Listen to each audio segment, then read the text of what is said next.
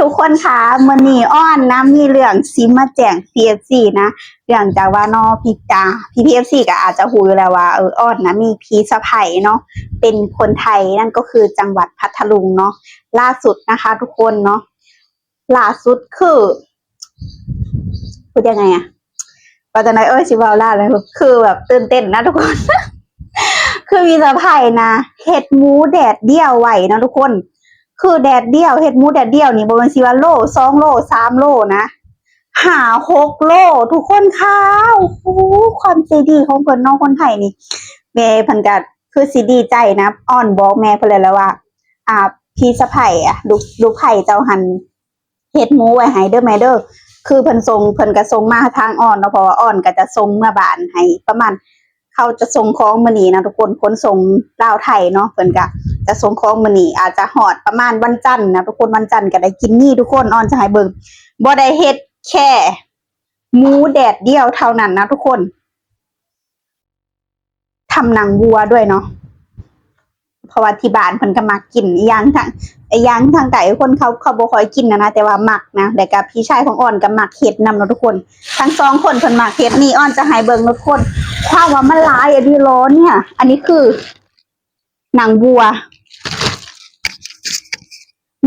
พุ่นอายุประมาณ5โลนะทุกคน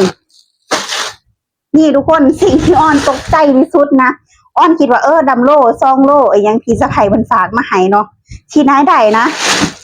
โอ้ยยกบ่ขึ้นเนี่ยอันนี้คือหมูแดดเดียวเบิดได้ทุกคนเนี่ยเดี๋ยวอ้อนจะให้เบิ่งเนื้อแบบ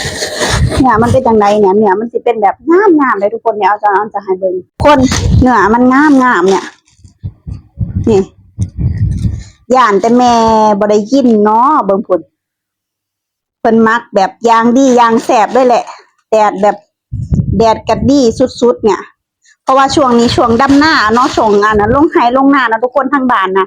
จะบ่ได้หาหยังกินเนาะจะแบบคุมเฮ็ดไร่เฮ็ดนาอย่างเดียวลายแห้งอ้อนว่าสิฝากเมื่อบ้านนี่แหละเนาะแล้วอ้อนก็ไปซื้อเล็กๆน้อยๆนี่แหละแบบอยากได้กาแฟแต่กาแฟอีกยี่ห้อนึงเนาะอ้อนก็เลยเอายี่ห้อนี้ให้ห่อหน่อยแล้วก็โอวัลตินเนาะให้น้องเนาะแล้วก็ขนมนิดๆหน่อยๆเพราะว่าฝากกล่องบ่ใหญ่นะกล่องใหญ่หลายเดี๋ยวสิค่าส่งหลายเนาะอ้อนก็เลยจะฝากประมาณนี้เนาะนี่แหละทุกคนค่ะเนาะความใจดีของเพิ่นเนาะความย่านลูกก็ย่านแต่แม่บ่ได้กินลูกสะใภ้ก็ย่านแต่ทางบ้านบ่ได้กินนะเพราะว่าตอนนี้เพิ่นมีลูก2แล้วทุกคนแต่ก่อนคุณอ้อนเคยไปอยู่แต่ว่าเดี๋ยวนี้บ่ได้ไปแล้วเพิ่นให้ไปอยู่ดอกทุกคนแต่อ้อนยังบ่ว่างอ้อนว่าเดี๋ยวอ้อนจะใส่กล่องอันนี้ไปบ่ฮู้จักเสียไหนจักบ่สิเอาหยังทับเด้แบบน้ำมันจังสิบ่ได้ซึมเพราะว่าแต่ของกลับบ้านอีกเลยเพราะว่าน่าสิเอานี่แหละมั้งลองให้มันซึมมันมีน้ำมันมันมีแบบว่าอันนั้นลายพุ่นความเพิ่นลายจังเสียจังใดทุกคนหนังก็ลายก็รออ๋อหนังวัวเพิ่นก็ดูเห็ดได้ทุกคนหนังวัวแห้งบางคนเขาก็บ่ได้กินได้ทุกคนทางทางไก่ทางในคนไก่แบบแต่ค่ะว่ามีคนเอามาให้เพิ่นนั่นแหละเนาะเพิ่นก็เลยเฮ็ดตากแห้งไว้ส่งเมื่อลาวบางคนไปจีเนาะไปถูกก็พอได้กินอยู่ได้บางคนก็ไปแกงเนาะอุ้ยลายแห้งอะเลยอ่อนสิแพ็คจังได๋ล่ะบัดถุงนี่ก็คือสิหน่อยไปแล้วนะได้มาเอาถุงข้าวสารดีกว่าเนาะสอนกันเพราะว่าเนี่ยเพิ่นพามาให้ถุงลังนี่ลังใหญ่นะอ้อนก็รับเอาที่จริงแต่ที่จริงถามว่าฝากเมื่อลาวได้ฝากเมื่อลาวต่างจากไต้ฝากเมื่อลาวได้บ่หั่นได้ทุกคนแต่ว่าคันแบบมีคนเมื่อก็อาจจะเสียบ่แพงอันนี้บ่มีไผเมื่อเนาะก็เลยเป็นทางบ้านยากเพราะว่าอยู่ทางใต้ก็บ่ค่อยมีไผกินเนื้ออีหยังแบบบางครั้งก็ได้มาอีหยังประมาณนี้เขาเอามาให้ได้มาหลายอีหลีกินเป็นเดือนก็คือสิบ่เบิดเบิ่งส่งนะเดี๋ยวอ้อนจะแพ็คเสียนั้นไว้แล้วก็ซื้อขนมมันนี่ให้เพิ่น ขนมปังฮอทดอกไส้กลิ่นนมฮอกไกโดและอัลมอนด์เนาะสิซื้อให้แม่พอแล้วพอสิได้กินข้างนอกซื้อ2อันเองดอกทุนบ่ได้ซื้อหลายย่านเพิ่นบ่มัก แต่ก็ซื้อไปแหละแล้วก็ปลากระป๋องเนาะช่วงนี้ทางบ้านอยากงานหลายแค่นี้แหละแล้วก็กาแฟกับโอวัลตินกาแฟก็พอเนาะมักกินกาแฟแต่ว่าเพิ่นน่าจะบอกอีกยี่ห้อหนึ่งนะ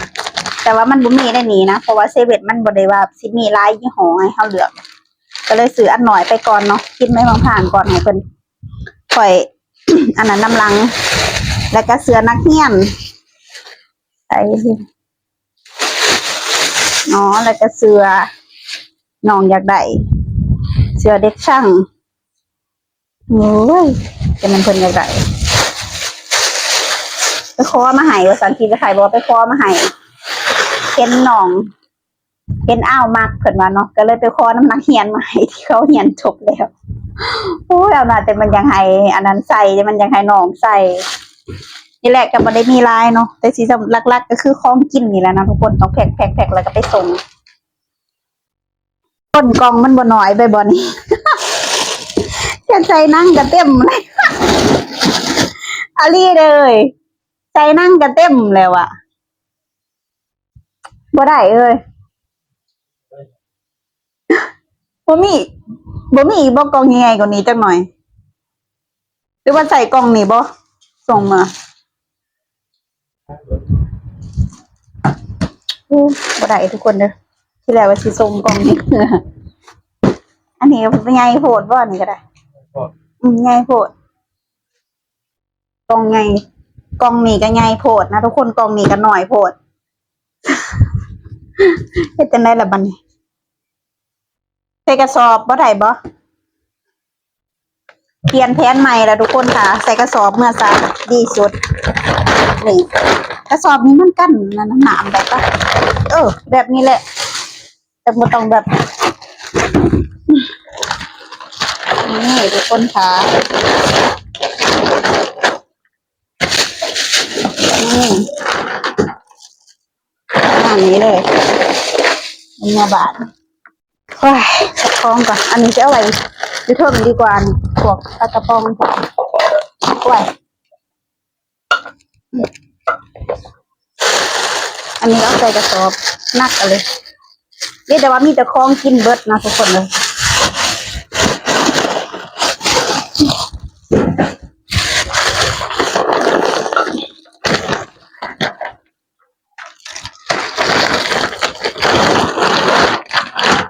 นะ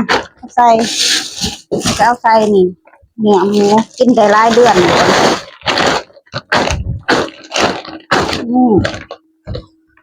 กระสอบข้าวสารดังๆค่ะเอาลงไปกระป๋องฟังลงไปเอาเสือหนองลงไปโอเคใส่ประมาณ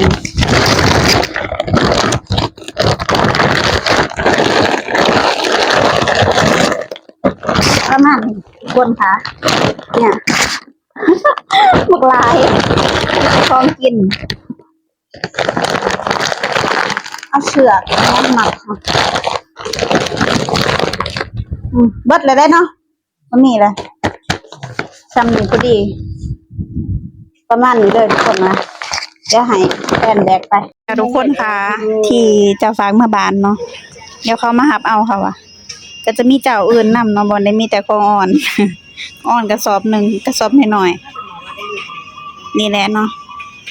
ถ้าวันจันทร์เนาะโทรบอกแม่ว่าวันจันทร์รอรับเลย